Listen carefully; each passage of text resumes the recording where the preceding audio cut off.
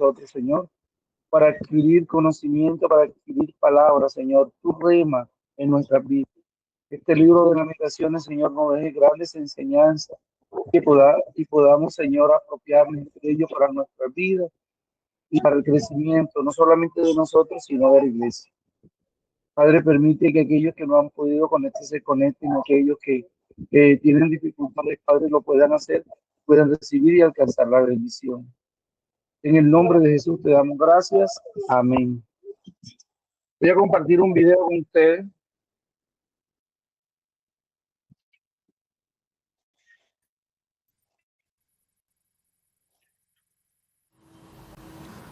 El libro de Lamentaciones es un libro único en el Antiguo Testamento que contiene 5 poemas de un autor anónimo que sobrevivió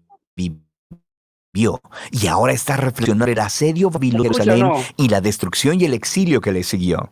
La ida de Jerusalén y el exilio era la catástrofe más horrenda en la historia de Israel hasta este punto. Recuerda, Dios le había prometido la tierra a Abraham. Le había dado a David victoria para hacer a Jerusalén la capital de Israel. Y de David provino el linaje real de los reyes. Tenías la presencia de Dios ahí en el templo, donde los sacerdotes mantenían los rituales de adoración de Israel. Después de 500 años de toda esta historia, en el verano del 587 a.C., la ciudad cayó en las manos de Babilonia. Todo fue aniquilado y destruido. Así que el libro de Lamentaciones es un recordatorio del dolor y la confusión de los israelitas que sobrevivieron a esta destrucción. Ahora, los poemas de Lamentaciones en el libro de los Salmos. Y estos poemas bíblicos de lamento hacen varias cosas. Son una forma de protesta. Son una manera de llamar la atención de todos, incluyendo la atención de Dios, a las cosas horribles que suceden en este mundo y que no deben ser toleradas. Son una manera de procesar las emociones. Así que en estos poemas el pueblo de Dios ventila su enojo y desesperación por la ruina causada por el pecado y el egoísmo de las personas. Y estos poemas son un lugar para dar voz a la confusión. El sufrimiento nos hace cuestionarnos acerca del carácter y las promesas de Dios, y nada de esto se ve como algo malo en la Biblia. Todo lo contrario, estos poemas de lamento le dan una dignidad sagrada al sufrimiento humano.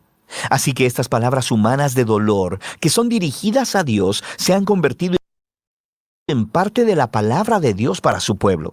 El diseño de estos 5 poemas es muy intencional. Es parte del mensaje del libro. Los capítulos del 1 al 4 se conocen como acrósticos, que significa poemas alfabéticos. Cada verso poético inicia con una letra nueva del alfabeto hebreo, que está conformado por 22 letras. Ahora, esta estructura ordenada y lineal está en fuerte contraste con el desorden del dolor y la pena, mezclada con confusión que se expresa en estos poemas. Así que es como si el sufrimiento de Israel se explorara de la A a la Z y está intentando expresar algo inexpresable. Los capítulos del 1 al 2 tienen un verso por letra cada uno, lo que les da un diseño bastante similar, pero los temas son muy diferentes. Así que el capítulo 1 se enfoca en el dolor y la vergüenza de una figura llamada Señora Sión. El poeta personifica a la ciudad de Jerusalén como una viuda, también llamada hija de Sión. Y ella se sienta sola. Está angustiada por sus seres queridos, devastada. Nadie viene a consolarla. Es una metáfora muy poderosa. Y luego habla la señora Sión. Ella clama al Señor para que le ponga atención a su destino. Y a través de esta imagen, el poeta está mostrando que la destrucción de la ciudad trajo un nivel de trauma psicológico en los israelitas que solo puede ser expresado como la experiencia de un funeral y la muerte de un ser amado. El capítulo 2 se enfoca en la caída de Jerusalén y cómo esta fue consecuencia del pecado de Israel y fue producida por la ira de Dios, la cual es una palabra clave en este poema. Es importante recordar que en la Biblia, la ira de Dios no es un enojo espontáneo y volátil. Los poetas y profetas bíblicos utilizan esta palabra para hablar de justicia de Dios. Israel había entrado en un acuerdo de pacto con Dios y durante siglos habían estado violándolo al adorar a otros dioses, perpetuando la injusticia y oprimiendo al pobre. Y sí, Dios es lento para airarse, pero Él eventualmente se aira por la maldad humana y Él traerá su justo enojo en la forma de un castigo. En el caso de Jerusalén,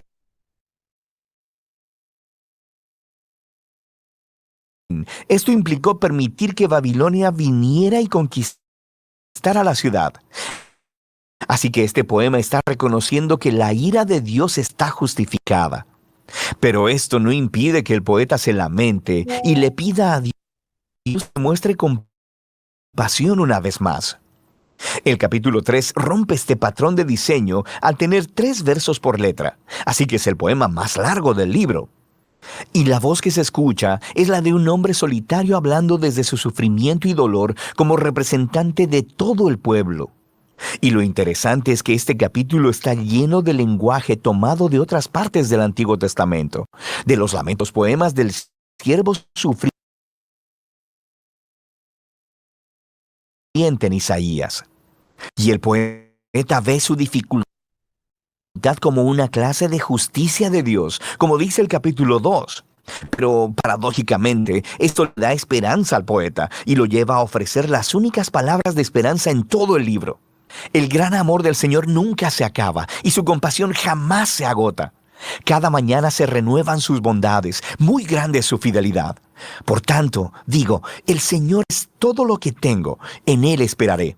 El poeta razona que si Dios es lo suficientemente consistente para traer su justicia sobre la maldad humana, entonces Él también será consistente con su promesa de pacto de no permitir que la maldad tenga la última palabra. Así que para este poeta, el juicio de Dios es el semillero de esperanza para el futuro. El capítulo 4 regresa a la misma estructura alfabética de los capítulos 1 y 2, y es una vívida y perturbadora descripción del asedio por 2 años en Jerusalén, y contrasta cómo las cosas solían ser en Jerusalén del pasado y lo terribles que se han convertido durante el asedio. Los niños solían reír y jugar en las calles, pero ahora mendigan comida. Los ricos solían comer manjares lujosos, pero ahora comen lo que sea que puedan encontrar en el polvo.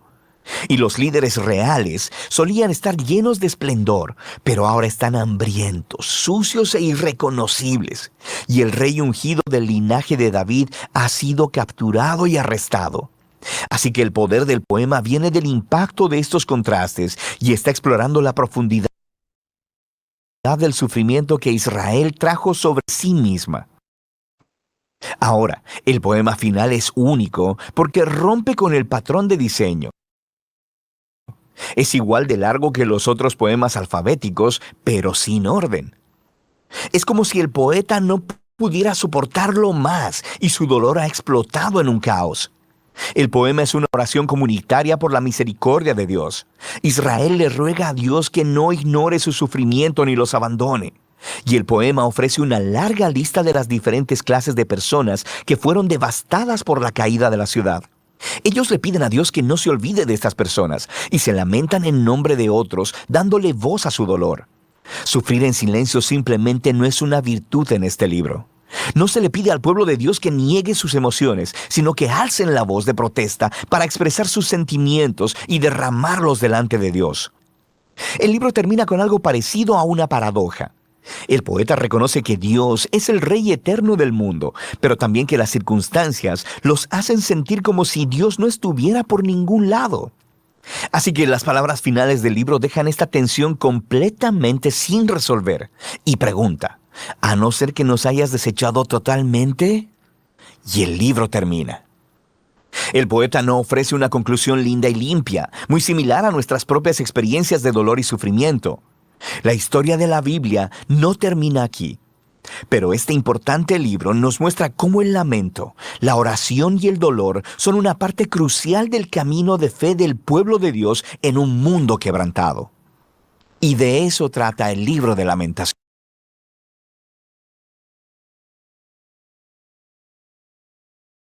Bueno, mis hermanos, cuéntenme, ¿qué me pueden decir del video?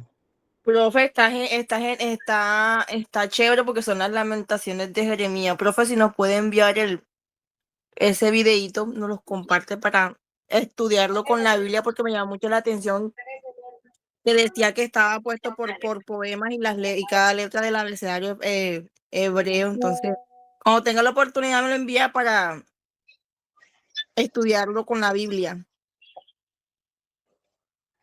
Mi hermano Víctor.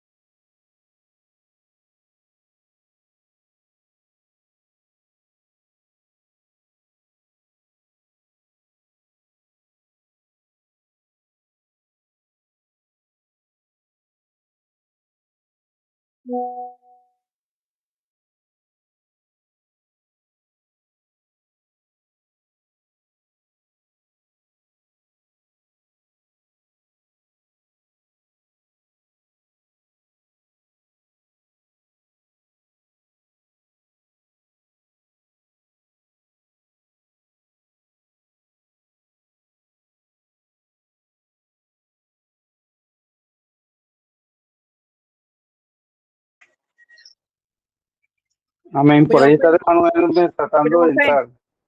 profe, y una cosa que me llama la atención es cómo inicia Lamentaciones. Nunca en mi vida había leído Lamentaciones. Nunca le había prestado como mucha atención. Dice que cómo ha quedado sola la ciudad populosa.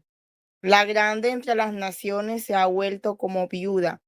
La señora, la señora de provincia ha sido hecha tributaria. Amargamente llora en la noche y sus lágrimas están en sus mejillas. No tiene quien la consuele de todos sus amantes. Todos sus amigos le faltaron, se le volvieron enemigos. Me hace recordar a Cantares. Tiene poesía. Amén. Esa es poesía. De esa manera, pero es una poesía triste, una poesía de dolor. Ustedes saben que hay diferentes tipos de poesía. Está la poesía que expresa el amor. Cuando una persona está enamorada, hay otra poesía que expresa el dolor, la tristeza. Más o menos así está expresada la lamentación. Y sí, como decía el hermano Víctor, ellos anualmente, a ellos tienen un muro que llaman el muro de las lamentaciones. Ellos llegan allí Realmente a toman las presentar a peticiones y Dios, eso. sí, y a llorar, porque ellos no tienen templo en este momento. No tienen templo y a clamar por eso. Entonces, Jeremías para ellos, pues, marca un antes y un después en cuanto a las construcciones del templo, que desaparece el templo de Salomón, literalmente, es destruido la muralla, la ciudad, y pues después vienen a reconstruir un templo y cuando están dando profetas menores, se encuentran con que unos lloran de alegría por el nuevo templo porque no conocieron, porque era un esplendoroso comparado con el nuevo. Entonces, donde Dios dice que la gloria postrera de ese templo será mayor que la primera. Es debido a que para ellos es muy importante el templo. Pero vamos a entrar ya de lleno, ya después los comentarios, por ahí está el hermano Hermen, la hermana Paola. Vamos a entrar, yo mandé la resumida de la diapositiva, lo mandé en Word para que ustedes lo tengan para el estudio. Sin embargo, vamos a ir estudiando, si quieren lo pueden abrir allí y lo van siguiendo con la diapositiva y yo voy a trabajar de acá, que no voy a proyectar porque ya proyecté el video. ¿Hay algún inconveniente con eso? No, bueno, ya tienen ahí la parte de lamentaciones para estudio y ahora vamos a entrar de fondo, porque lamentaciones es muy hermoso a pesar de ser el dolor de un profeta estando en Egipto, atrapado, viviendo las circunstancias, viendo todo lo que ocurrió sobre Jerusalén. Bien, Lamentaciones 1, luto por la ciudad caída. El libro de Lamentaciones es la colección de 5 poemas o 5 canciones de luto por la conquista de Jerusalén y el reino de Judá. Eso está claro. La poesía fúnebre del tipo ejemplificado por Lamentaciones no era infrecuente, como decía el hermano Víctor, en la antigüedad del cercano. Por lo tanto, el autor de Lamentaciones se mantuvo en una larga y respetable tradición literaria cuando se lamentó por la destrucción de Jerusalén y la desolación de Judá. Eso fue más o menos en 587 antes de Cristo. Es tan importante y tan maravillosa Lamentaciones que es una obra escrita notable, porque los primeros 4 de los 5 poemas están escritos como acrósticos. Nosotros aquí tenemos una imagen del acróstico y es que cada palabra en un acróstico, cada letra forma un mensaje. En este caso están utilizando las 22 letras del alfabeto hebreo. Se usa en una sucesión para comenzar las líneas y las sesiones de esos cantos. El uso del alfabeto simboliza que se está expresando la plenitud, desde la A a la Z del duelo. Lamentaciones reflejó y dio palabras a la elección deliberada del pueblo judío de recordar y llorar su ciudad y reino caído. Atrás, como llega la tradición, Lamentaciones ha sido leída en el Tishat B'Av, y no es irrazonable suponer que fue destinado a propósito desde el principio. Muchos historiadores que han estudiado Lamentaciones, cada vez que leen Lamentaciones o lo estudian, pues la voz les falla, inundan las lágrimas de ver ese grande dolor. Entonces, en tramas positivas como tal, algunos dicen que no fue Jeremías, otros dicen que sí, pero por el estudio y la profundidad como está escrito, se le atribuye a Jeremías. El duelo por una ciudad vacía. Él comienza diciendo así: ¿cómo ha quedado sola la ciudad? Escribiendo después de la catástrofe de la derrota de Jerusalén, Jeremías piensa en el contraste entre la feliz y próspera Jerusalén y la ciudad solitaria, vacía y conquistada después de la conquista de Babilonia. Antes era populosa, usted escucha la palabra populosa, ahora está vacía. Una vez fue grande entre las naciones, ahora es como una tributaria, o sea, quedó bajo el servicio y la esclavitud de otros. Jeremías nunca se menciona específicamente como el autor de Lamentaciones, pero es una conclusión razonable tanto de la larga tradición como de la gran similitud con el libro de Jeremías. Es una colección de 5 pues, después de lo que los babilonios conquistaran Jerusalén.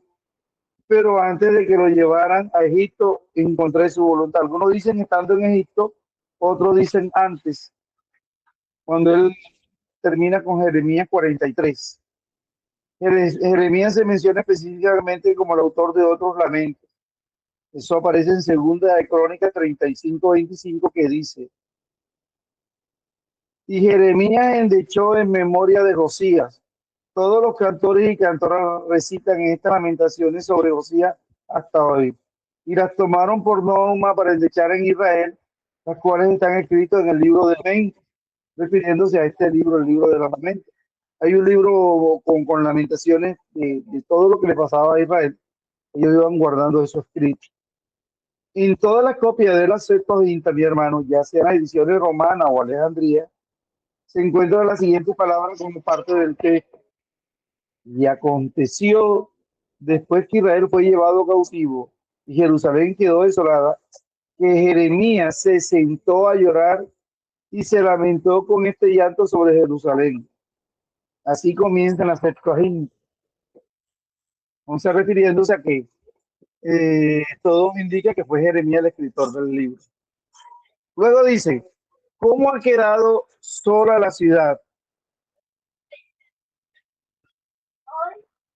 El emblema de moneda y debajo una mujer, miren, existió una moneda acuñada por Vespasiano en la toma de Jerusalén, cuando tomaron Jerusalén, en el adverso de la cual hay una palmera. Recuerde que la palmera representa a Jerusalén. El emblema de moneda y debajo una mujer. El emblema de Jerusalén sentada inclinada, como antes descrito como la leyenda de Judea Cacta, ilustre expresión, o sea, hablándose de la soledad en que se encontraba, de cómo fue quedando la ciudad de Jerusalén sola, deshabitada, triste. Luego hace una comparación que dice que es grande entre las naciones. Así lo fue Atenas, una vez la gloria de Grecia, tanto para los artes como para las armas, ahora es un agujero de perro en comparación. ¿Cómo fue Atenas antes y cómo fue después? Esparta también, entre otros ojos de Grecia, es ahora una pequeña madriguera llamada Mistra, que no tiene nada que jactarse. Entonces así, más o menos, lo comparan los historiadores lo que pasó con Jerusalén. Por eso habla en la noche. Jeremías era una persona, recuerden, que iba a ser sacerdote, era instruido en todo lo que tiene que ver la palabra del Señor. Jeremías, con habilidad poética, pensaba que Jerusalén, como la princesa viuda abatida, llorando desconsoladamente sin nadie que la consolara. Es decir, que el dolor de Jeremías es profundo y claro, a pesar de que la conquistada o la conquista de Jerusalén reivindicó la mucha profecía de Jeremías. Él no tiene un sentido de triunfo ni como dicen algunos, yo se lo dije, viste, yo se lo dije por no hacerme caso.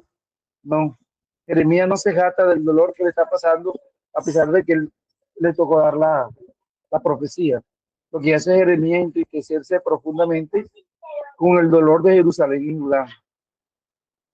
Para realzar la tragedia de la destrucción, el autor usa la imagen de una mujer desconsolada por sus esposos e hijos, lamentando amargamente a su actual estado de angustia y depresión.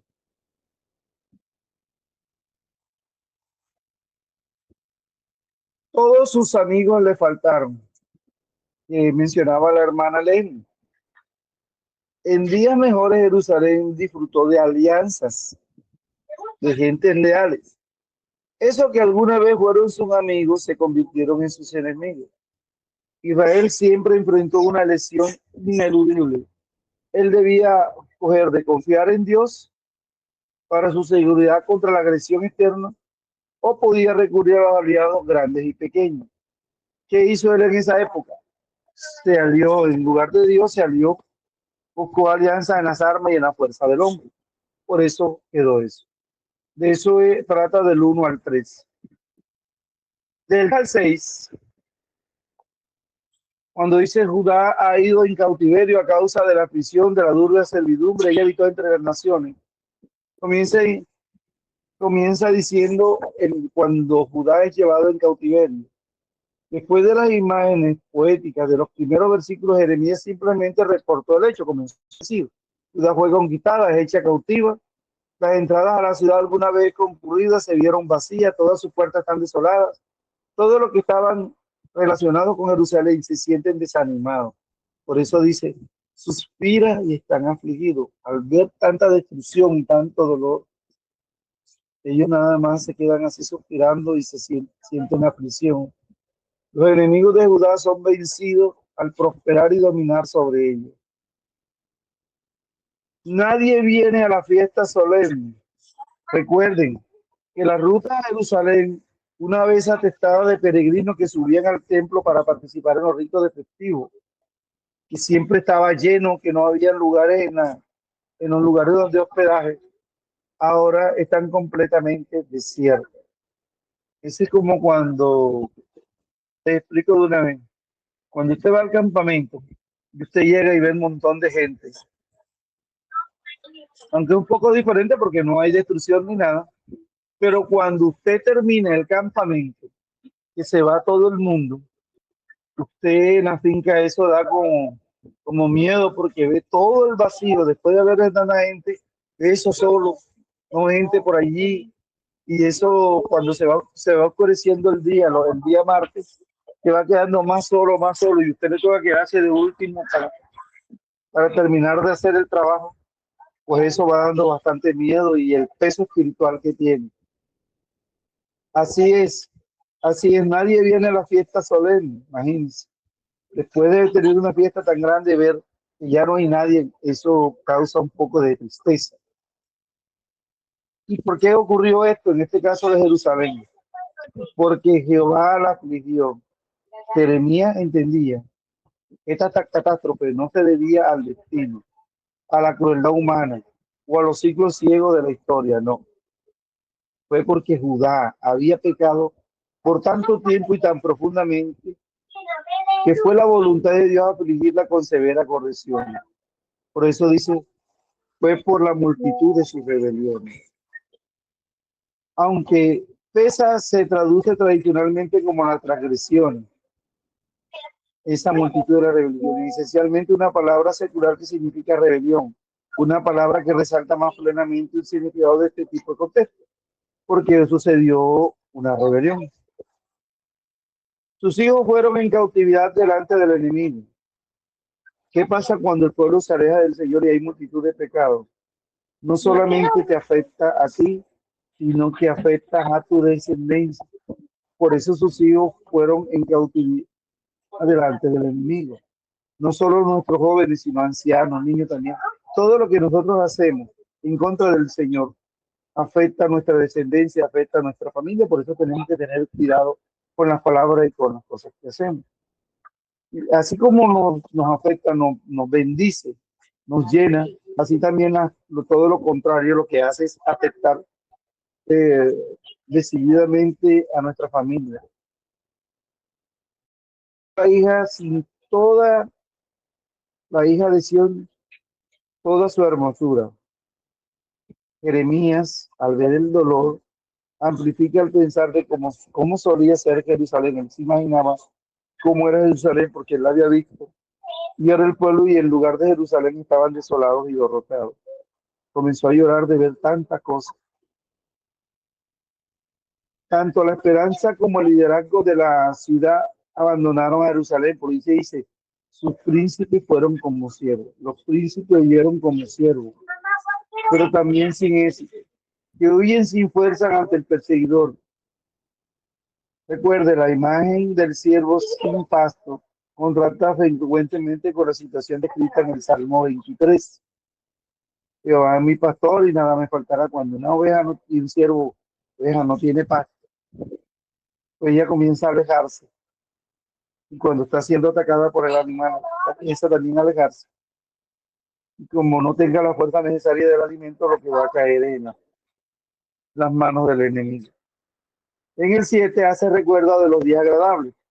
Se sienta allí Jeremías y comienza, postrado allí, y comienza a recordar. Jerusalén, cuando cayó su pueblo en manos del enemigo, no hubo quien lo ayudase. Se acordó de los días de su aflicción y de sus rebeliones, de todas sus culpables que tuvo desde los tiempos antiguos. La miraron los enemigos y se burlaron de su caída. La tragedia de la caída de Jerusalén era peor después de considerar cómo las cosas una vez fueron mucho mejores. Y me llama la atención esto porque hay personas que van mirando el tiempo y dicen, no, los tiempos antiguos eran mejores que los de ahora. Para los jóvenes no, porque ellos no vivieron los tiempos antiguos. Para ellos estos son mejores. Pero las generaciones que vienen, para ellos van a ser cada una su generación mejor. Pero la persona que tiene experiencia y tiempo, recuerda que en aquellos días era una cosa agradable y ahora se convierte en muchas cosas en aflicción. Además de eso, alude que cuando el enemigo vino contra ella, Jerusalén estaba completamente sola. La ayuda de muchos que esperaban en Egipto nunca llegó. Por esto los adversarios la vieron y se burlaron de su caída, por haber confiado en la mano del hombre.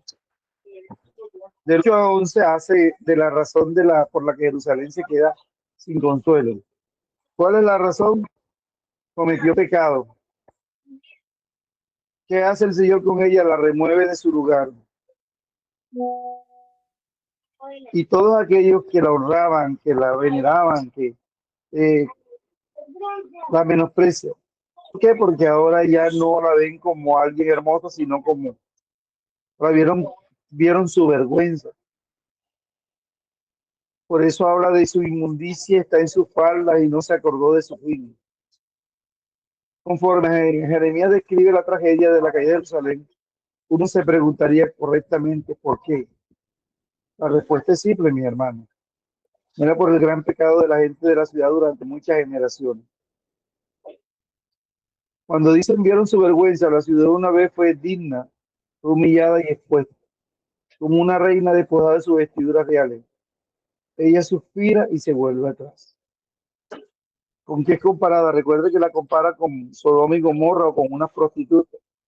Por eso es que dice, aquí se la compara con una prostituta degradada, desaliñada, que pone descaradamente su desnudez indiferente a las marcas de la sangre menstrual. O sea, como cuando una mujer de la vida triste está en la calle, tirada, sucia de menstruación y eso, lo que eso da es vergüenza.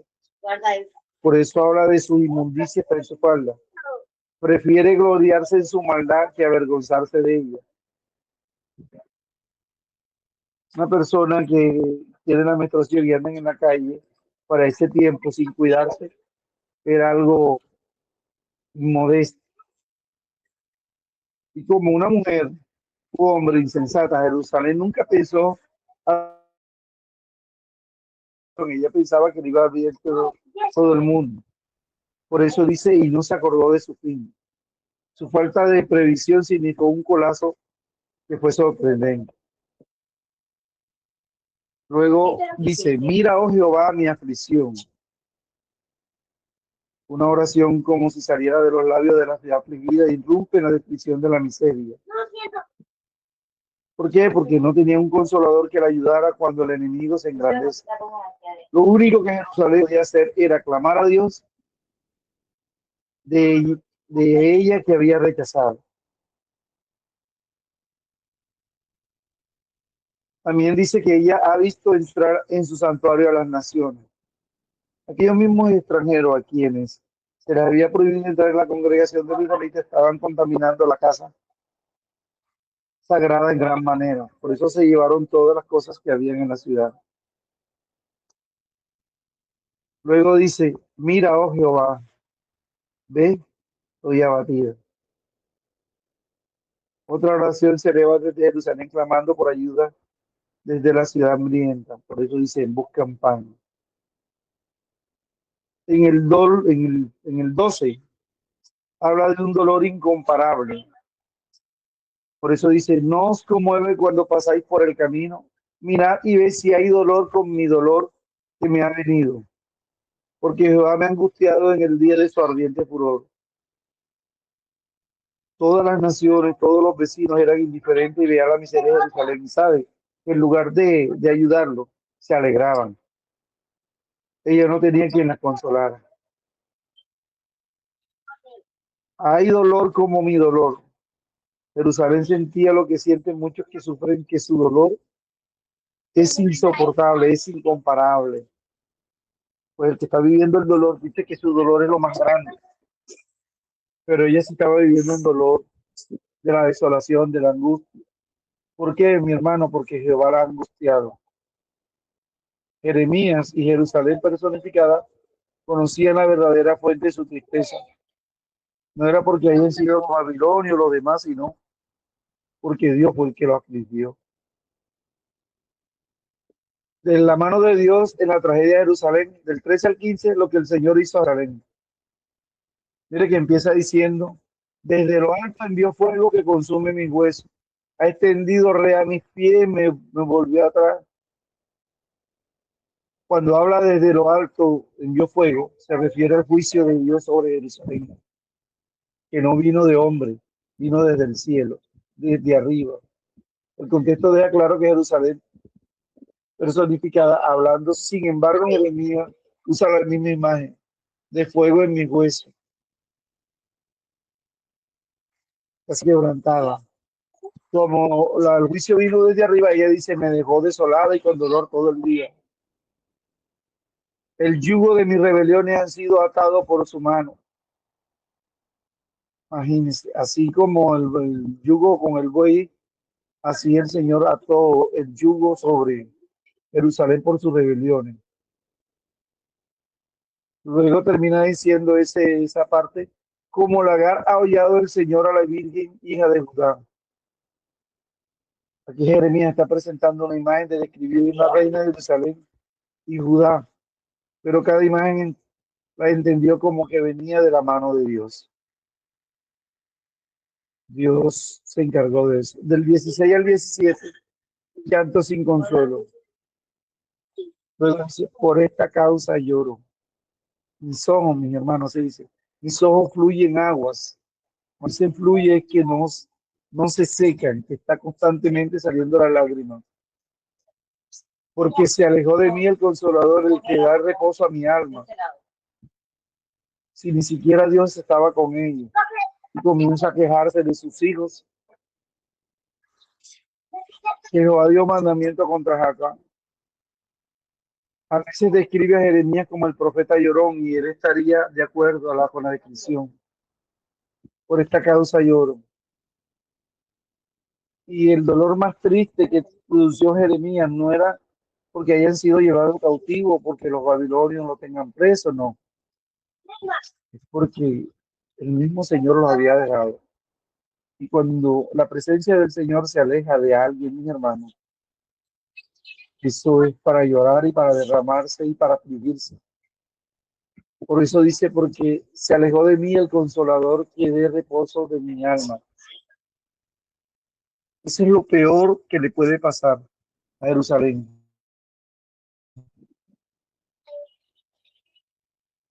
La catástrofe no tenía tanto sentido, se sentían como si estuviera lejos de la ayuda de Dios, del consuelo de Dios. Ella extendió su mano como una mujer cuando necesita ayuda, pidiendo ayuda. Nadie extendió su mano a ayudarla. Jehová dio mandamiento, los adversarios consideraban como algo inmundo. Del 18 al 19, confesar la justicia de Dios y el pecado de Jerusalén. Entonces comienza a resaltar que Dios es justo. Yo contra su palabra me rebelé. Ahí comienza a confesar el pecado. Oí ahora, pueblo todos, y ve mi dolor. Mis vírgenes y mis oros fueron llevados de cautiverio. Dios, vos en mis amantes, mas ellos me han engañado. Mis sacerdotes y mis ancianos de la ciudad perecieron, buscando comida para sí, para entretener su vida.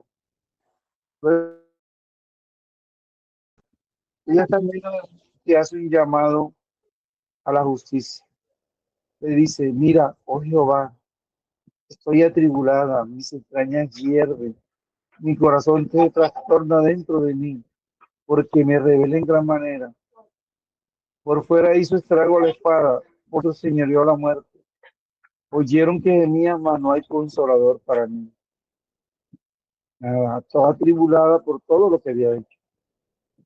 Comienza a llorar delante de Dios, y de eso trata el capítulo 1 de Lamentaciones.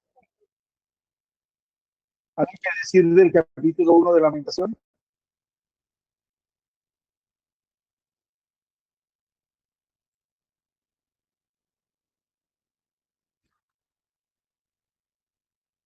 Bueno, pasamos al capítulo 2. Amén.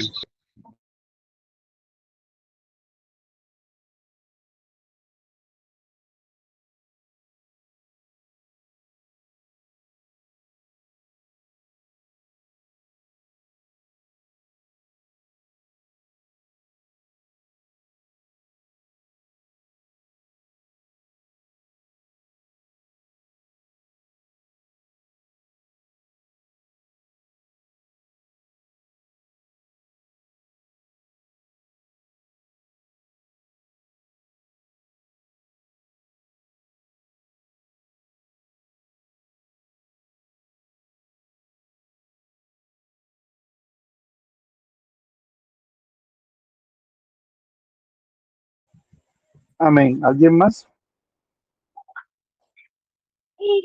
Ok. Vamos a Lamentaciones 2.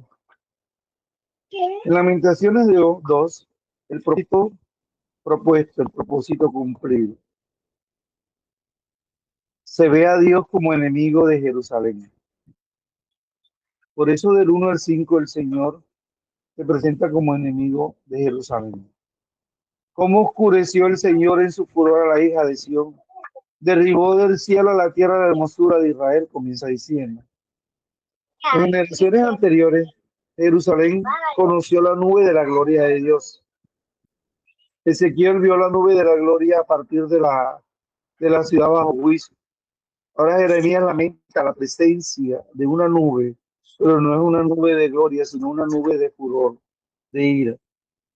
Las mujeres de los países del este usan velos, y a menudo muy costosos. Aquí Sion es representada como velada por la mano del juicio de Dios. ¿Qué es el velo? Una nube oscura por la cual está completamente oscurecida. Ni Jehová ni la hija de Sión se les conciben como desaparecidos o destruidos. Ella está cubierta por una nube y por tanto apartada de la visión de Jehová, es decir, no puede verlo. Las nubes esconden a Dios de los hombres, nunca esconden a los hombres de Dios. Por eso dice, no se acordó del estado de sus pies. Tierra llamado del estrado de los pies del Señor, Isaías 61:1, 66:1 y Mateo 5:35, Hechos 7:49, Pero aquí claramente se entiende que habla del templo, llamado el estrado de los pies de Dios.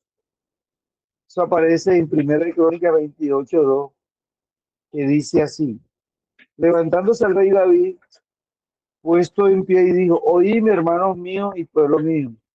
Yo tenía el propósito de edificar una casa en cual reposara el arca del pacto de Jehová y para el estrado de los pies de nuestro Dios. Y ya había preparado todo para edificar. O sea, ahí el templo representa eso que dice David allí, el estrado de los pies del Señor. Primera de Crónica 28:2.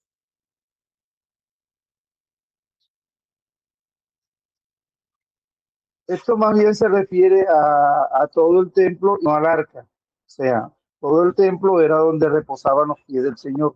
Estaba la presencia del Señor, porque si están los pies, está la presencia del Señor.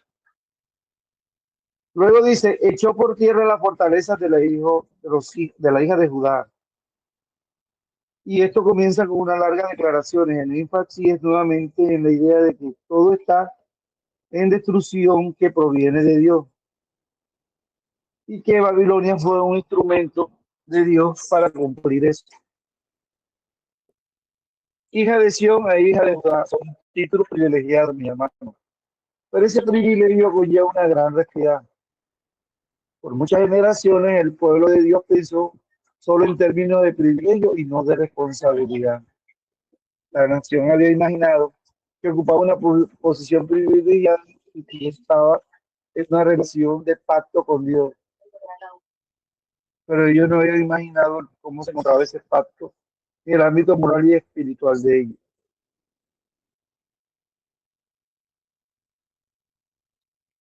Entesó su arco como enemigo y firmó su mano derecha como adversario. Jeremías vio que Dios trataba a Jerusalén como un enemigo, como un adversario. Por eso dice: con su mano derecha contra ellos. Del 6 al 7, el Señor destruye su propio tabernáculo. Por eso comienza diciendo: quitó su tienda como enramada de muerte, destruyó el lugar donde se congregaban. Cuando dice desechó el Señor su altar, menospreció su santuario, aquí hace referencia al templo como un santuario. A veces hace referencia al tabernáculo como un templo. Era simplemente varias formas de describir la casa de Dios, el lugar donde se congregaban. Lo que hablábamos con el hermano al comienzo, que el templo era lo más importante para ellos. Y entonces el Señor dice: como es tan importante, vamos a destruirlo. Entonces ya Dios destruye ese lugar. Cuando Dios destruye el lugar, por ese menosprecio, Jehová dice: ha hecho olvidar la fiesta solemne y los días de reposo en Sión.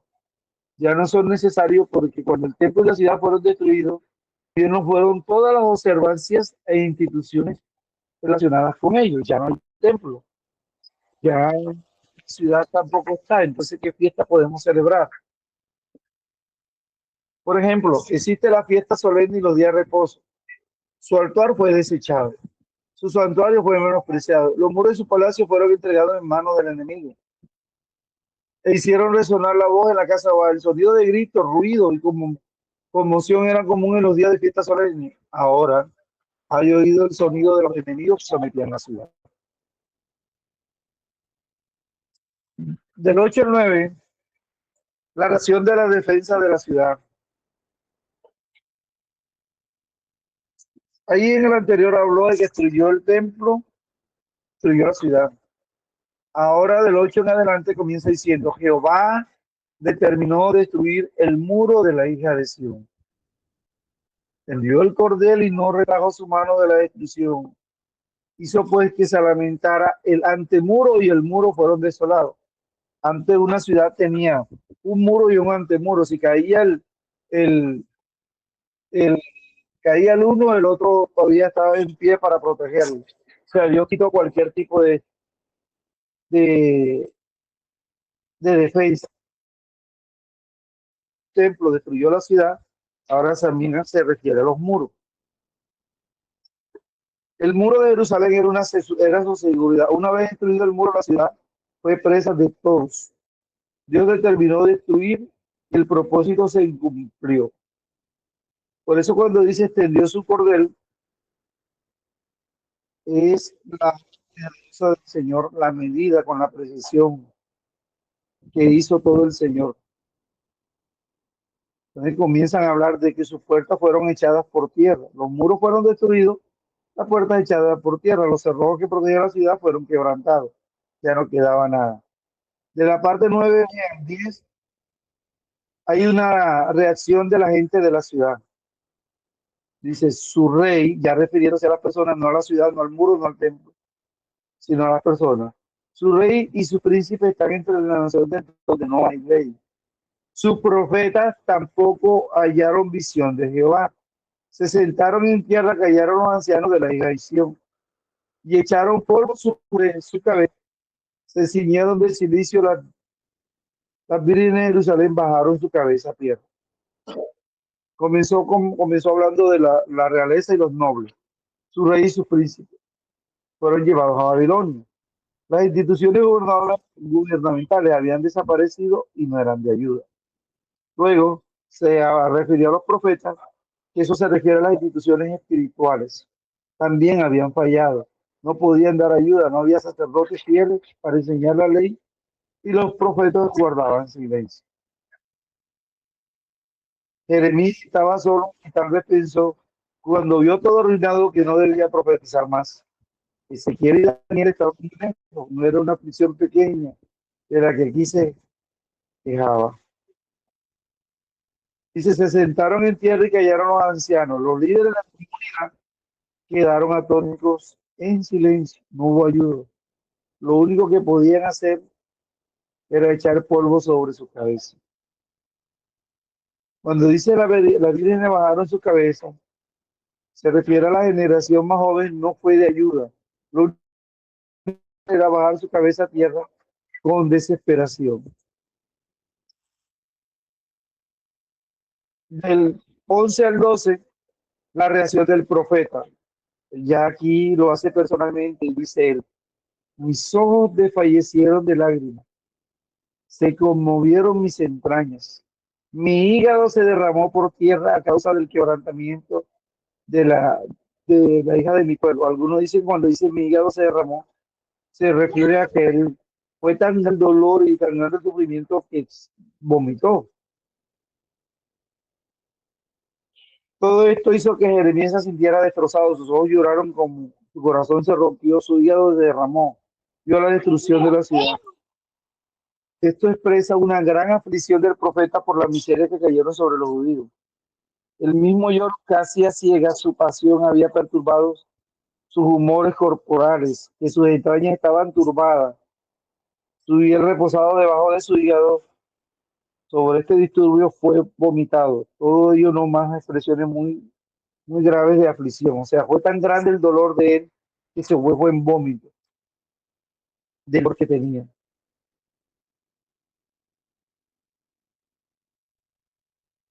Desfallecían como heridos. Jeremías vio a los niños caer en el suelo como si hubieran sido atravesados por una flecha.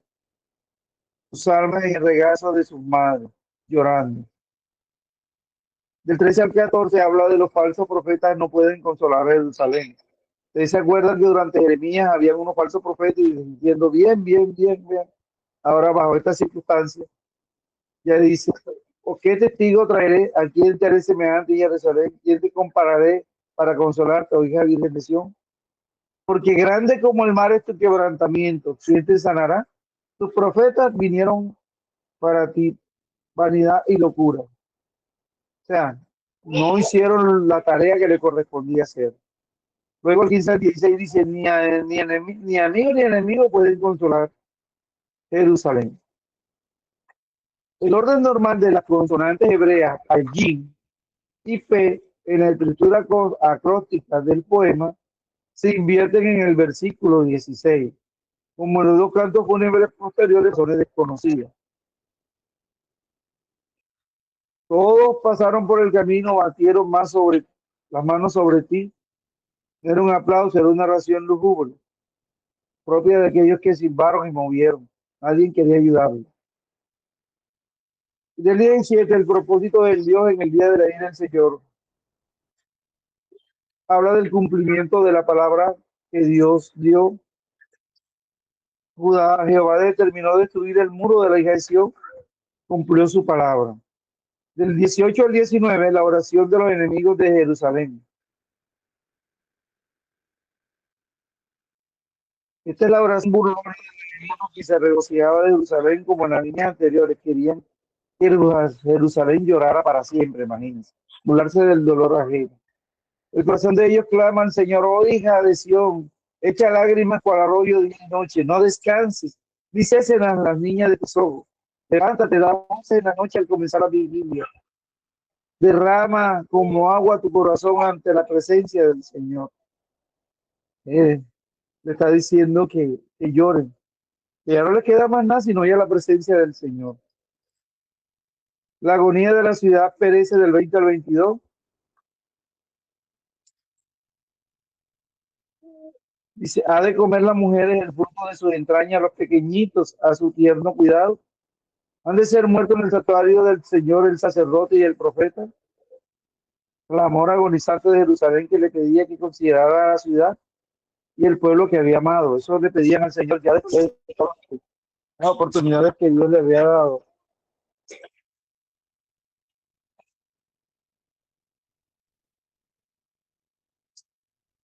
De eso habla Lamentaciones, ¿no? ¿Algún aporte?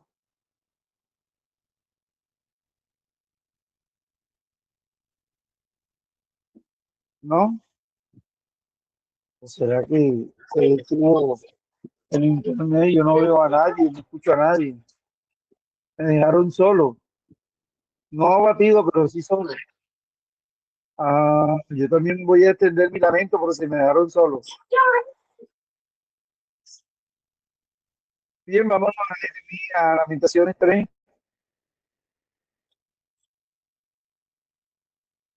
El tercer poema tiene una estructura definitivamente diferente a las demás, ya que se compone de líneas individuales agrupadas en grupos de 3. Y comienza con la misma consonante del alfabeto hebreo. En la Biblia hebrea, los primeros 3 versículos comienzan con Aleph, los segundos 3 versículos con Bet, y así sucesivamente hasta completar el hebreo.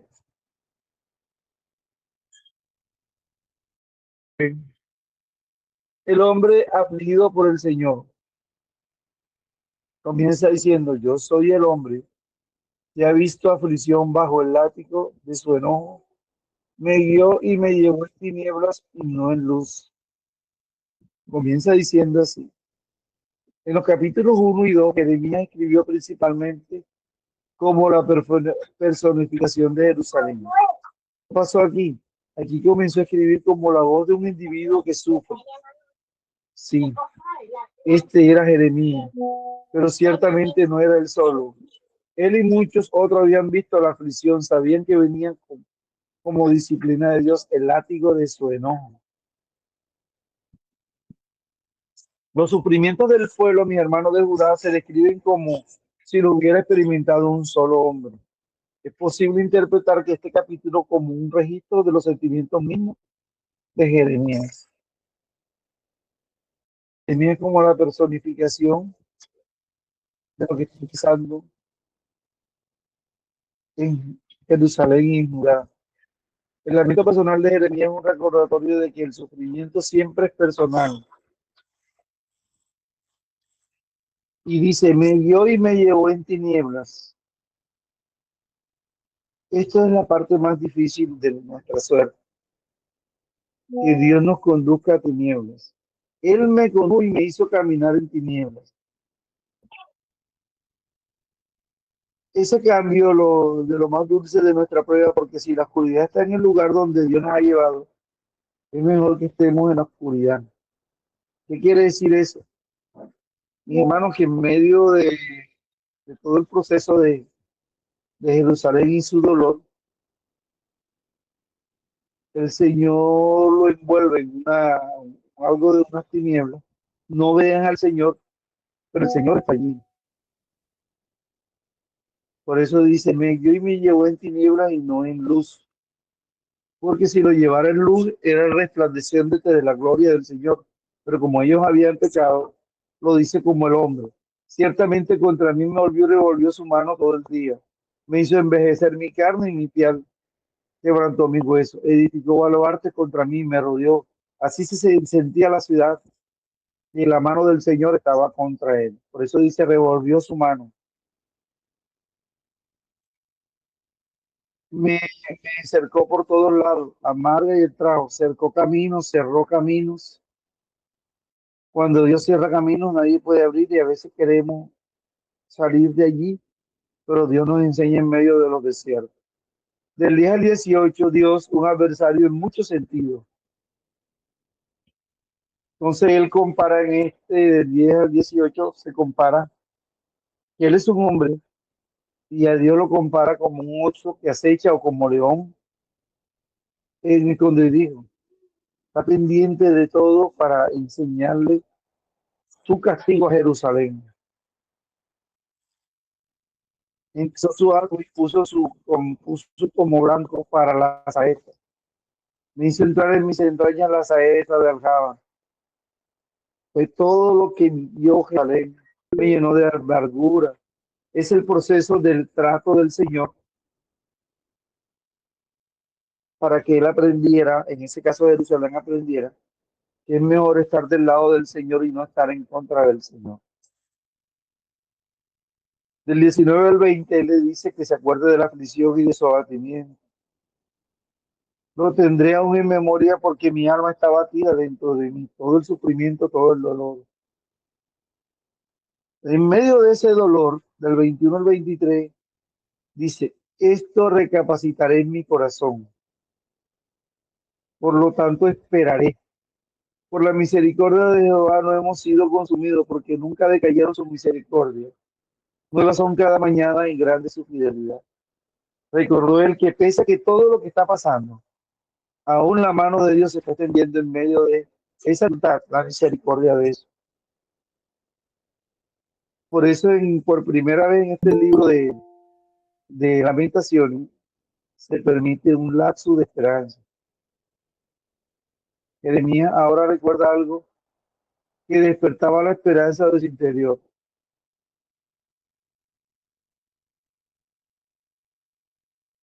Entonces, la misericordia de Dios es la que nos permite, a pesar de estar en medio de las pruebas,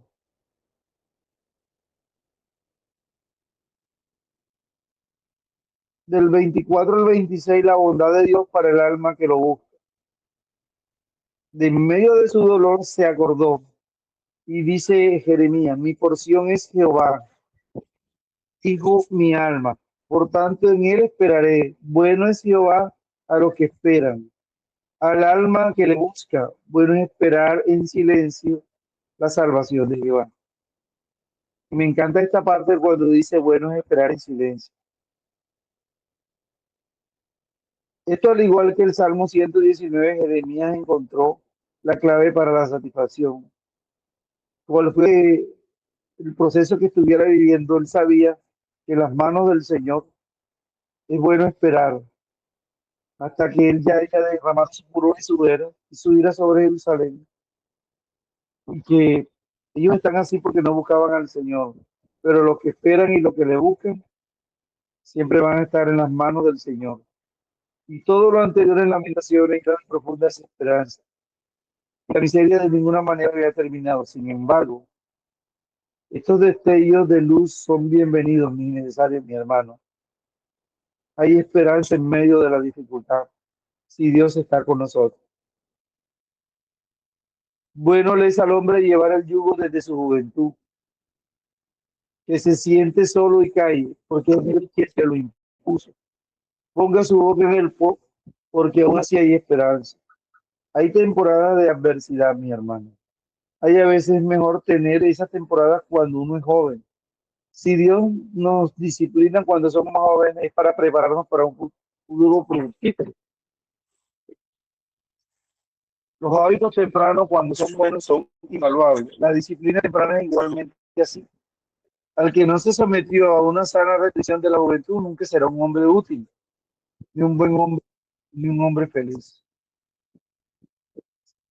Eso quiere decir que la juventud, cuando hay mayor fuerza, no mayor experiencia, sino mayor fuerza, eh, y cuando el hombre tiene mayor vigor y cuando la responsabilidad necesita ser disciplinado.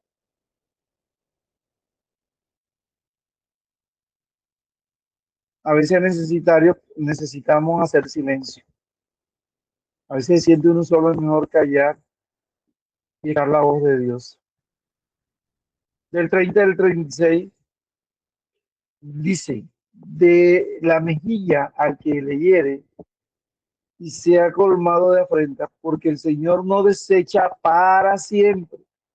Antes se aflige, también compadece según la multitud de su misericordia, porque no aflige ni entristece voluntariamente a los hijos de hombre.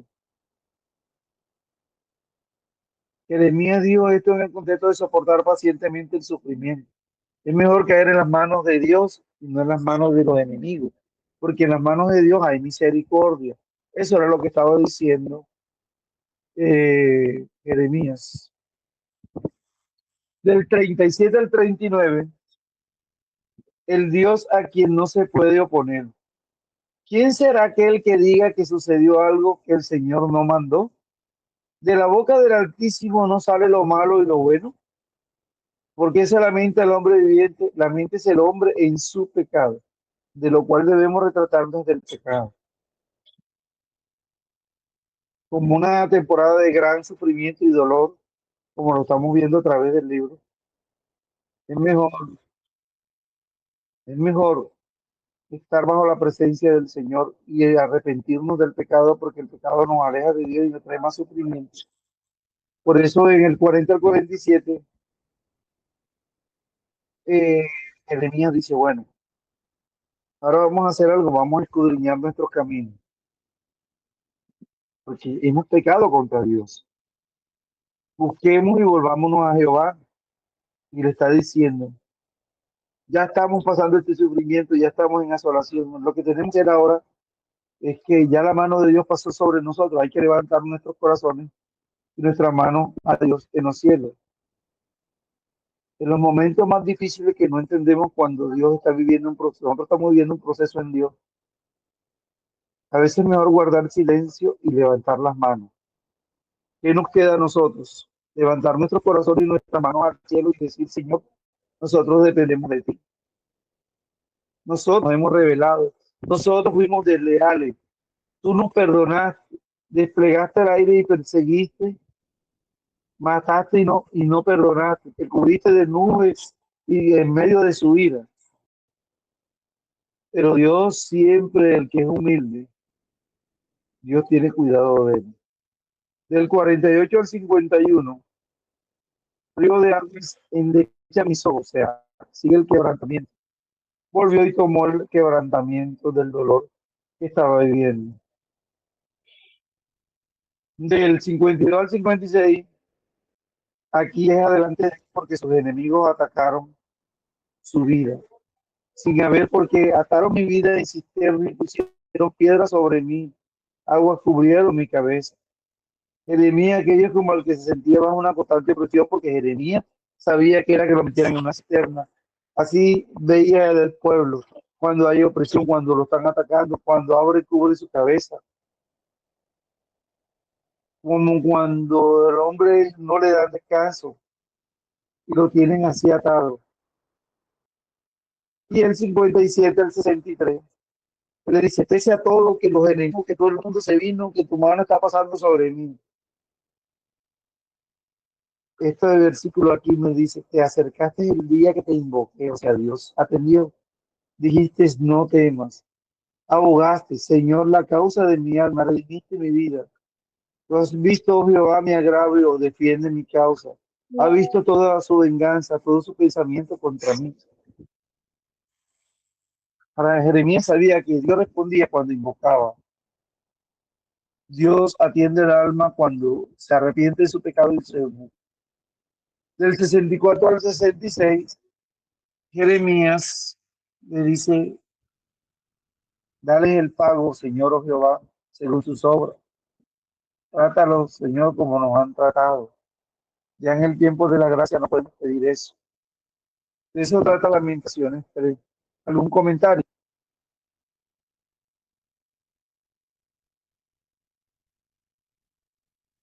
¿Aló?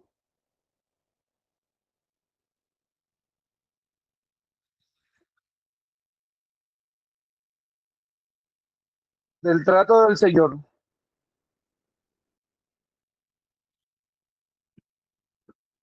del pago, del pago a los enemigos.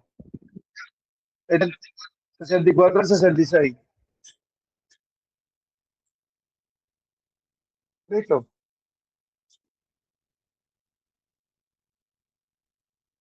¿Listo? Seguimos al siguiente.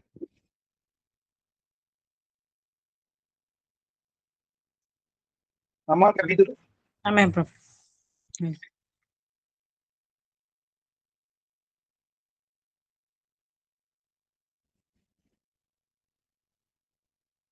Mi hermano José está por ahí. Que dice que no lo ven. Aquí lo vemos. No se preocupe, mi hermano.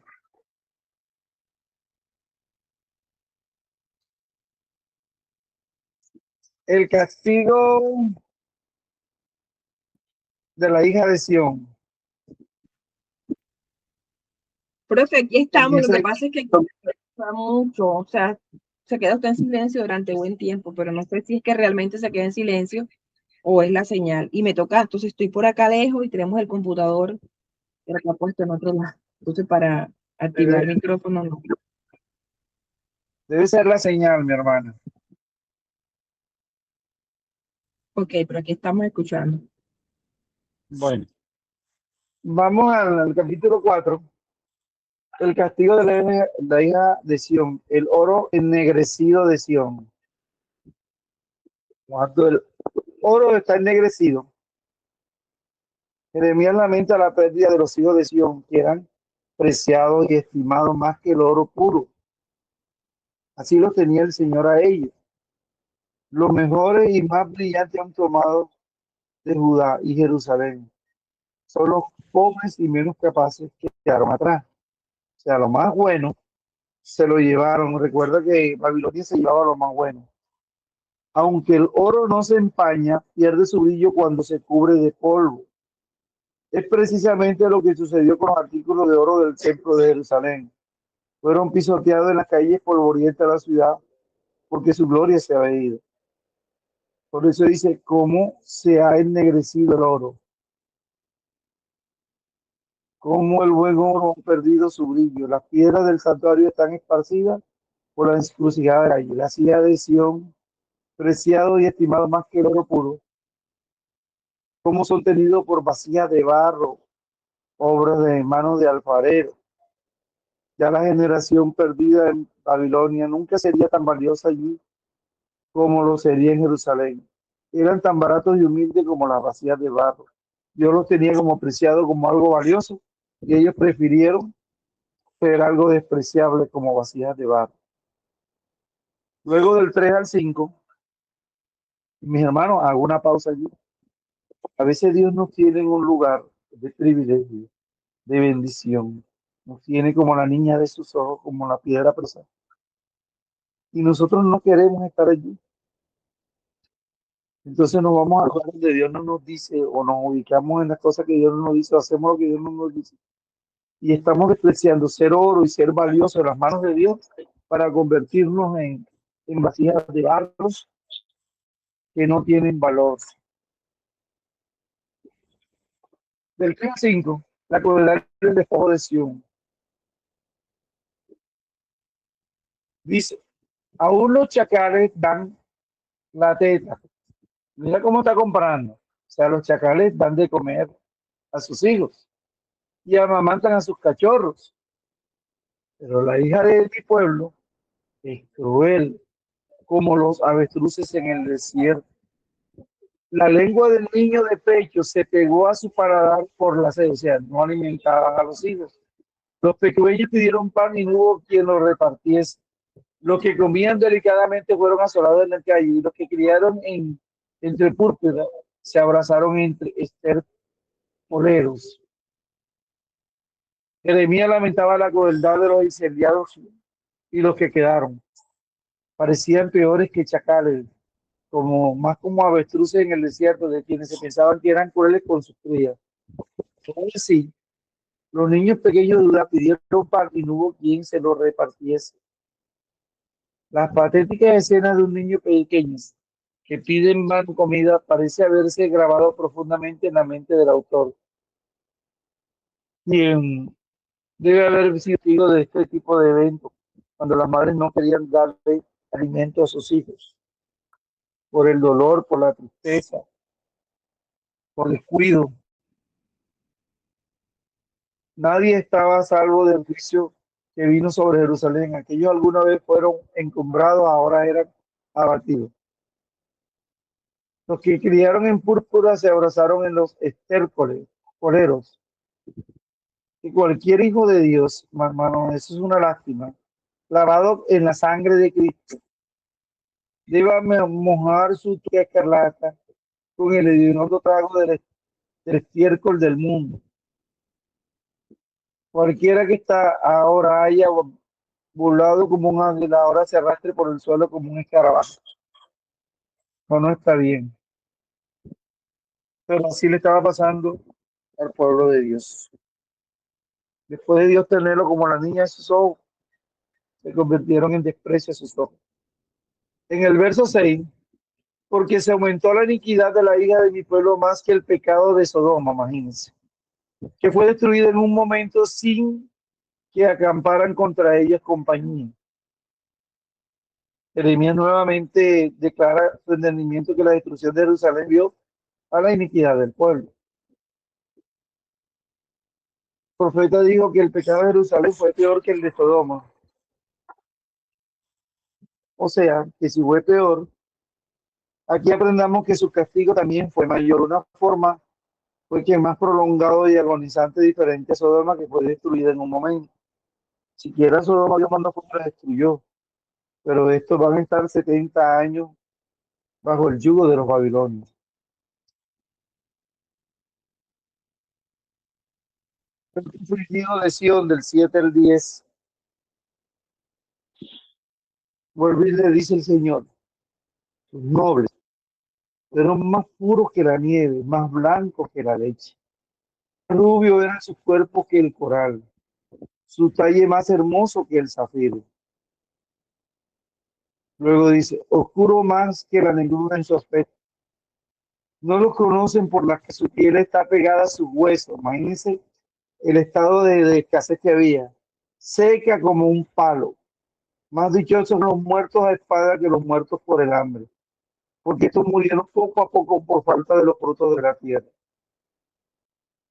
El tiempo de devoción a aquellos en Jerusalén fueron un adorno para la ciudad. Sus calles hermosos, el zafiro. Sin embargo, cuando cayó la calamidad sobre Jerusalén, su apariencia era más negra que el hollín. La rosa no puede ser reconocida en las calles porque por el hambre ha reducido todo.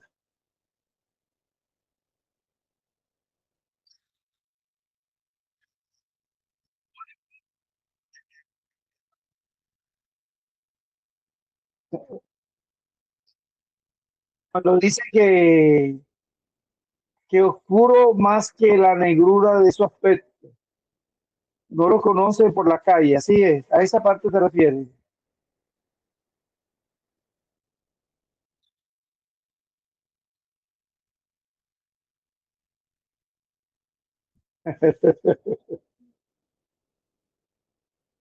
Lo que pasa es que ellos eran personas que por su vestimenta, por su buena alimentación, se veían hermosos y por su nacimiento de nobleza, por esa parte, fueron, fueron reconocidos. Y porque poco a poco, a través del sol, de la tierra, del hambre, ellos fueron perdiendo esa hermosura de su color, de su piel, la anemia, la mala alimentación. Eso te va cambiando a ti también y el sol dándote. Eso te va cambiando la piel suave, la piel limpia, la piel delicada. Ya estaban, era bajo el polvo, bajo la ceniza, bajo el fuego, bajo todo eso. y eso de todos modos afectaba esa hermosura que tenían ellos, a eso se refiere.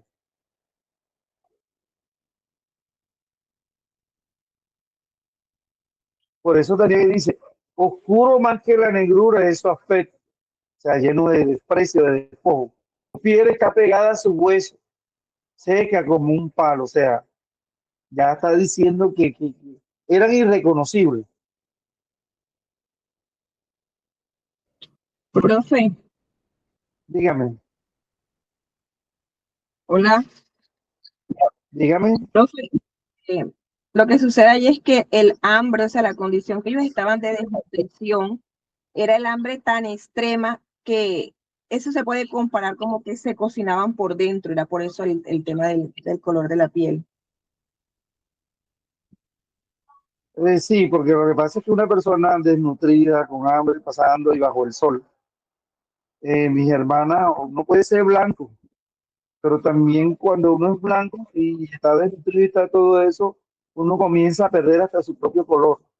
Comienza a ver la destrucción de su piel, del colágeno y de todo lo que hay en uno, y comienza a cambiar eh, su estructura, su hambre, todo. Ellos estaban acostumbrados a andar siempre bien vestidos, elegantes, hermosos, buena comida, buena ropa, y los lleva Además, el Señor al estado en que estaban. Lo que la, hace es eso, llevarlos a ser desconocidos. profe, digo que también la condición espiritual, porque espiritualmente cuando estamos mal también eso se transmite. Hay personas que se les ve como un rostro negro. Sé que es por la condición, pero también eso hace parte. Sí, claro, mi hermana. Porque ya ellos estaban llenos de pecado, de maldad, por eso el Señor los entregó. Bueno, seguimos. Dice el 13, habla de la furia de Jehová contra los pecados de su pueblo. Por eso dice, cumplió Jehová su enojo. Cuando dice cumplió fue que ya ocurrió. Derramó también el ardor de su ira y encendió, también están en pasado, encendió un fuego que consumió hasta sus cimientos. Y esto fue literal. O sea, fue destruida, fue hecho en llamas, fue todo. Nunca los reyes de la tierra ni todos los que habitaban en el mundo creyeron que el enemigo y el adversario entraba por las puertas de Jerusalén. Es por causa de los pecados de su profeta y la maldad de sus sacerdotes, quienes derramaron en medio de ella sangre de los justos. Era tan grave. La gente se quedó sorprendida de ver qué pasaba con Jerusalén, porque era una ciudad protegida, una ciudad que muy pocos podían ser amada, y sin embargo, debido a su pecado, el Señor la destruyó, se la entregó al enemigo. Eso tiene que ver con la vida espiritual de uno también, cuando uno se aparta del Señor, se aparta del Señor, Dios siempre permanece fiel, pero nosotros somos los que nos apartamos del Señor, nos escondemos al Señor, nos alejamos de Él, y la condición de la persona va deteriorándose, va deteriorándose, y nuestro pecado pues hace que Dios se encienda en ira y pues seamos destruidos también, lentamente, pero somos destruidos. El 14 al 17, ahora dice, apartados por la ira del Señor, titubearon como ciegos del aire, fueron contaminados con sangre, de modo que no pudiesen tocarse su vestidura. Apartados, inmundos, le gritaban. Apartados, apartados, no, porque excluyeron y dispersos, se dijo entre las naciones, nunca más morarán aquí. La ira de Jehová los apartó y no los mirará más. Cuando dice eso, Jeremías representa al pueblo de Jerusalén deambulando como ciegos por las calles, pisando cadáveres, por lo tanto profanándose. Cuando Dios se apartó de su pueblo de Jerusalén, no fueron bienvenidos en otros lugares, los que salieron hacia otras naciones. Las naciones de estos refugiados no moren aquí, no les dejaban entrada, como sucede ahora en las guerras. Dios no veía a su pueblo por favor debido al pecado como como estos. Sin embargo, como nos dijo Jeremías, Lamentaciones 4:13, fueron los pecados de los sacerdotes y los profetas los que provocaron esta falta de respeto. Fueron culpables porque siempre estaban dándole buenas palabras al pueblo. Y cuando uno siempre está quitando buenas palabras y no hay reprensión de parte de Dios, pues entonces uno comienza a culpar a los profetas, a los hijos, comienza a echar la culpa a los demás, cuando uno también es culpable de eso. Del 18 al 20 habla de los perseguidos por los enemigos del pueblo de Dios. Dice, corazaron nuestros pasos para que no anduviésemos por nuestras calles. Se acercó nuestro fin, se cumplieron nuestros días porque llegó nuestro fin. Los buenos fueron nuestros perseguidores, o sea, más rápidos, más ágiles. Fueron los que los perseguían que ellos. Ya ellos estaban debilitados y todo, entonces el enemigo lo podía atacar. Dice, sobre los montes nos persiguieron, en el desierto nos pusieron emboscada el aliento de nuestras vidas.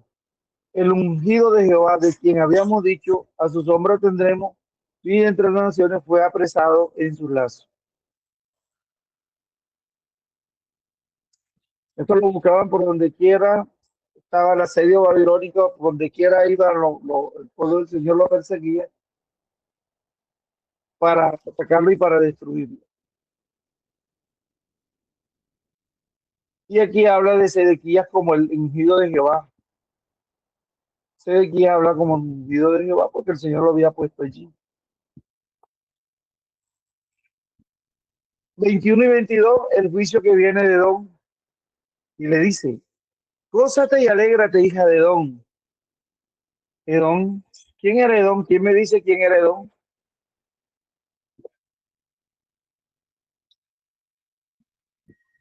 O sea, vienen siendo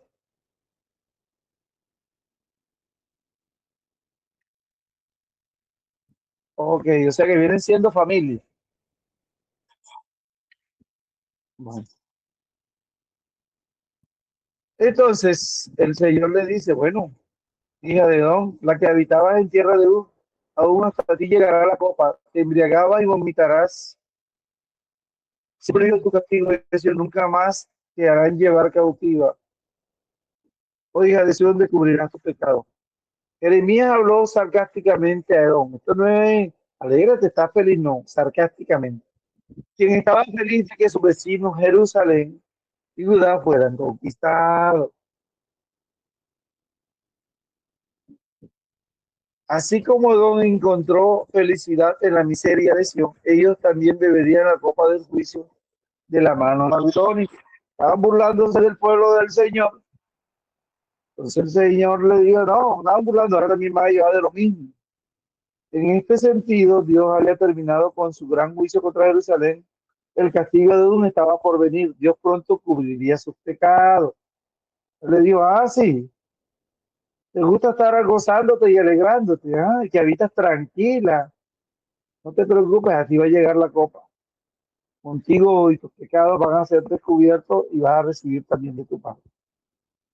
Y así termina Lamentaciones capítulo 4. Vamos a Lamentaciones capítulo 5. ¿Alguna pregunta hasta allí?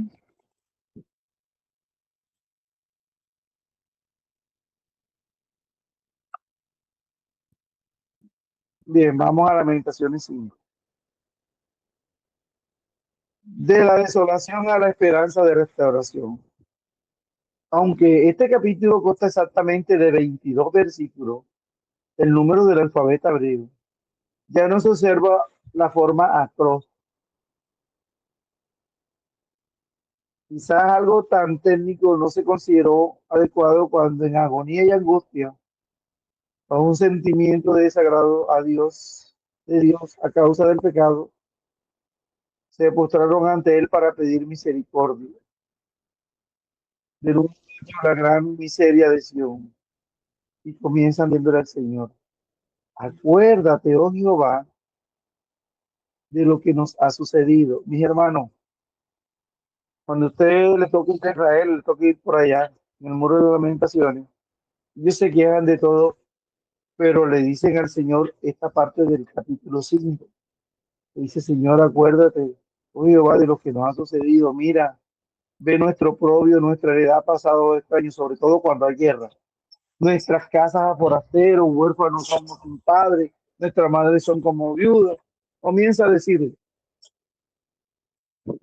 en su teología Jeremías entendía que Dios sabía lo que había venido sobre Jerusalén. Sin embargo, mis hermanos, comprensiblemente sentía que Dios los había olvidado. Oró para que Dios los mirara y viera el desprecio y el rencor dirigido hacia ellos, o sea, el oprobio. Y le dice, Señor, mira, las tierras y las casas que Dios le dio a las tribus de Israel como heredad, ahora estamos al control de extranjeros. Los huérfanos como sin padre, el pueblo estaba devastado por la pérdida de su familia, por la catástrofe económica. Nuestra agua bebemos por dinero, por el trabajo sin reposo, o sea, como esclavo. Y recuerden que los que quedaron en Judá eran muy pobres y esperaban que esos muy pobres mantuviesen los campos y las viñas en orden. Necesitarían recursos para hacerlo. Además, los caldeos colocaron muchos impuestos. Algunos dicen que tuvieron impuestos hasta en la administración de la fuente de agua, como hace ahora la AAA. Luego le dice al egipcio extendimos la mano. Ellos esperaban una alianza de Egipto y de los rescataría, pero no hubo ayuda de ellos. También les recuerda que los padres, o sea, sus ancestros, habían pecado y habían muerto, y que ellos estaban llevando el castigo de sus padres y de sus abuelos. Aún la catástrofe de la caída del terreno significó que todo el social estaba alterado, porque aún cielos mandaban y se señalaban de las manos del pueblo de Israel. Del 9 al 16, eh, dice que en peligro de nuestras vidas traíamos nuestro pan bajo la ocupación babilónica, mi hermano, todo estaba racionado y controlado. Obtener suficiente pan era arriesgado ante la espada en el desierto. No podían ir al desierto a apacentar su ganado o conseguir necesario para la vida, sin ser acosados y saqueados por partidas de merodeadores, y por esto a menudo estaban expuestos al peligro de ser predicho por Moisés de Deuteronomio 28:31. 28:31.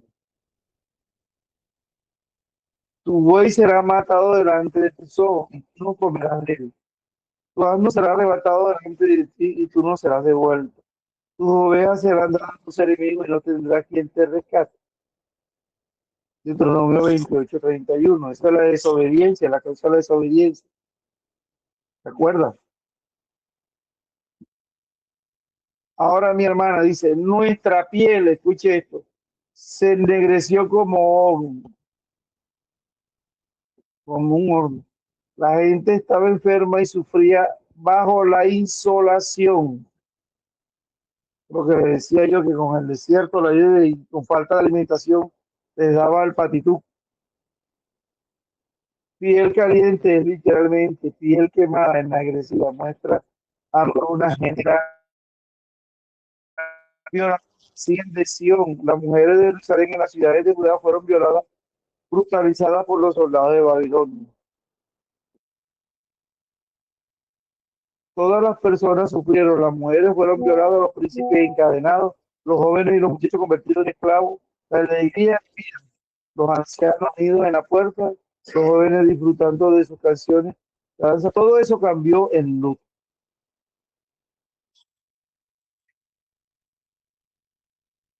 Cuando dice que los muchachos desfallecieron bajo el peso de la leña, en días más felices habrían sido soldados, aunque tenía que hacer trabajo de mujeres. Del 16 al 18, dice, ay ahora de nosotros, porque pecamos. Por esto fue entristecido nuestro corazón. Por eso se entremeció nuestros ojos por el monte de Sión que es asolado. Zorras andan por él. Repite Jeremías diciendo por qué fue el pecado. Del 19 al 20 hay una oración para que el Dios eterno recuerde a su pueblo. Dice, mas tú, Jehová, permanecerás para siempre, todo de generación en generación, porque te olvidas completamente de nosotros y nos abandonas tan largo tiempo. Al final del libro Lamentaciones, Jeremías se enfoca en la naturaleza de la eternidad inmutable de Dios y su reinado de su trono. Pero también Dios permanece para siempre, pero ahora les parecía a Jeremías y a los vivientes de Jerusalén que los había olvidado completamente. La verdad teológica de nuestra naturaleza eterna e inmutable de Dios. Por eso él le pregunta, ¿por qué te olvidas completamente de nosotros y nos abandonas tan largo tiempo?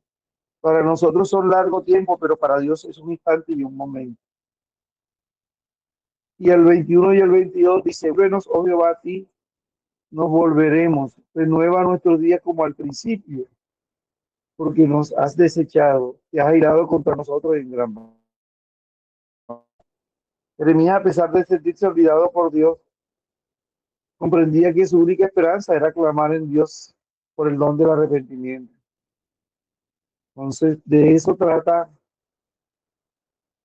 el libro de Lamentaciones. Amén. Gloria al Señor. ¿Algún aporte, algo que decir? Acabamos un libro en un día.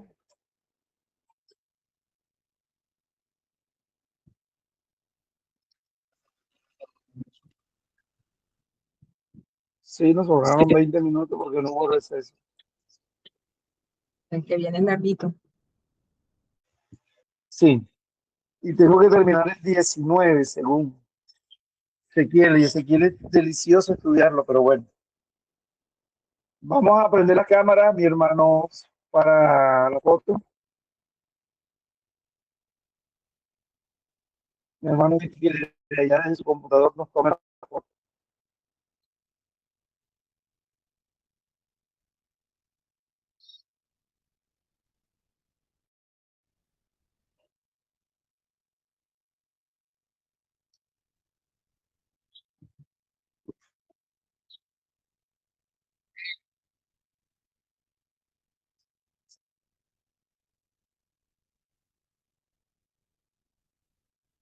Mi hermano José como que está de paseo porque ese fondo de pantalla está bueno.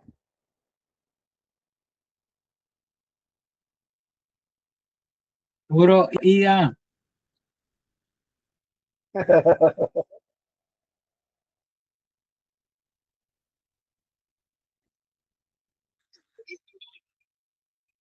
Sí, sí, sí. Bueno, mis hermanos, mi hermano Hermes, despídanos en oración. Padre, bendito Dios, te damos gracias, Señor, por esta impartición de tu palabra, Señor, por haber aprendido, Señor, acerca de las diferentes situaciones, Señor, del pueblo de la vida expresa por el profeta Jeremías, Señor. Te damos gracias, Señor, quédate con nosotros, Señor, en nuestros sueños, Señor, las personas que estuvieron en clase, Señor, ayúdales, Señor, que se puedan poner en paridad, Señor. Estas cosas las pedimos en el nombre de tu Hijo amado Jesucristo. Amén. Amén, mis hermanos. Bueno, bendiciones. Dios les bendiga y les guarde y que descansen. Nos vemos mañana. Amén, bendiciones. Profe, ese examen se va mañana. No, lo vamos a dejar para el último día. Vamos a hacer los dos exámenes. De Ezequiel y de... No sé, pues. Bueno, no sé si mañana lo lleve. Vamos a mirar a ver si lo llevo. A veces hacerlo más corto. Bueno, bendiciones. No, Víctor, ahí solito.